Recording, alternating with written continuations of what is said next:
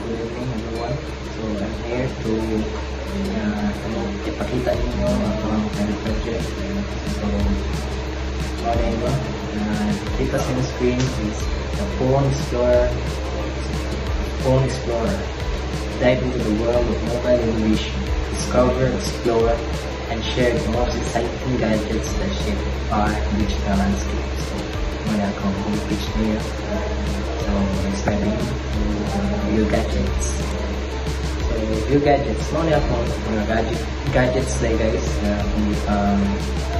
ligya na ako iPhone 16 Pro Max, raw gaming laptop, sa ordinary wireless gaming headset. So tatanang namin na muna akong pangbutang isa example nila ako ng mga paligya mga gadgets na ako.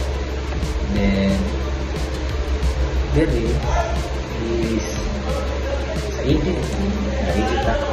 Ano na yung makita sa edit gadget niya na name, yung sa name, yung raw gaming laptop, yung brand, Asus, yung model GC700, yung image, magputang ka dito yung paniya ka ng picture, command is price, and then save.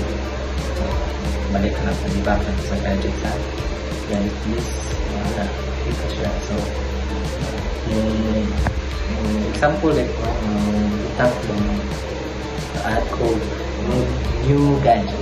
So, ano yan, new gadgets ko, name, ng pinag-add is Pro GT.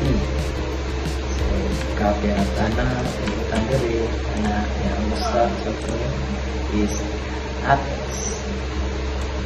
Copy brand niya, yung brand name. So model niya is kanin. So mag-choose file ko. Katong choose file ko naman is good ka na keyboard. So kanin mo yung keyboard na Apex Pro GT. Open, nalasa diyan nakabutang na. So ang price niya is money price niya. So ang price is nala siya Pro Gen 3 Apex.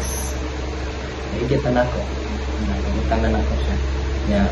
Pwede sa na ni editor kada wala na ko yung wala na ko yung stock na example kada stock na din ay hindi na delete confirm delete deletion. So yes, delete gadget.